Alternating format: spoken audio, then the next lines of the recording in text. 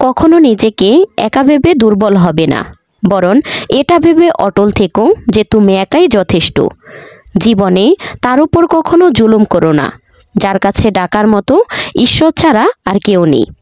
মানুষের গুরুত্ব নয়, তার ভালো স্বভাবের গুরুত্ব বেশি। কেউ এক মুহূর্তের মন জিতে নেয়, আবার কেউ সারা জীবন সাথে থেকেও জিততে পারে না। কারো অভ্যাস হয়ে যাওয়াটা প্রেমে পড়ার চেয়ে বেশি বিপজ্জনক। একটা সময় পর হয়তো ব্যথা শেষ হয়ে যায়, অথবা মানুষটাই শেষ হয়ে যায়। যে জিনিস সহজে পাওয়া যায় মানুষ তার কদর করে না। স্বার্থের সম্পর্ক যত দ্রুত তৈরি হয় তত দ্রুতই ভেঙে যায়। মাঝে মাঝে অনেক কিছু বলার থাকে, কিন্তু মনের কথা মনেই থেকে যায়। জীবনে ভুল বোঝাবুঝি রাখাটা ভুল করার চেয়েও বেশি বিপজ্জনক।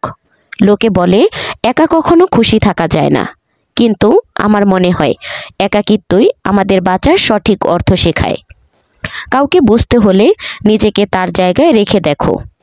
যে চলে গেছে সে আপন ছিল না, আর যে আপন সে কখনো যাবে না।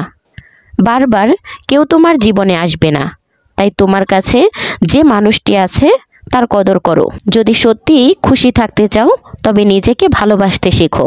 অন্যদের কাছে ভালোবাসা ভিক্ষা চেও না বা আশাও রেখো না। নিজেকে উন্নত করার চেষ্টা করো, প্রমাণ করার নয়। কথা নয়, কাজ বড় করো। কারণ মানুষ শোনে কম, দেখে বেশি। বিশেষ হওয়ার ভ্রম রেখো না। তোমাকে পেয়ে মানুষ ভালোর খোঁজে থাকে। কাউকে বারবার বোঝানোর চেয়ে একবার নিজেকে সামলে নিয়ে শান্ত হয়ে যাওয়াটা ভালো। ইচ্ছে শক্তি প্রবল হলে ভাগ্য বদলে যায়, নইলে ভাগ্যকে দোষ দিতে দিতেই জীবন কেটে যায়। অভিযোগ করার চেয়ে একা থাকা ভালো। যখন মানুষের কিছু করা যায় আসে না, তখন আর অভিযোগ কিসের। তো বন্ধুরা, ভিডিওটা ভালো লাগলে লাইক কমেন্ট শেয়ার করে চ্যানেলটি সাবস্ক্রাইব করে পাশে থাকবেন। আর হ্যাঁ, নেক্সট কি রিলেটেড ভিডিও চান সেটা অবশ্যই কমেন্টে জানাবেন। ধন্যবাদ।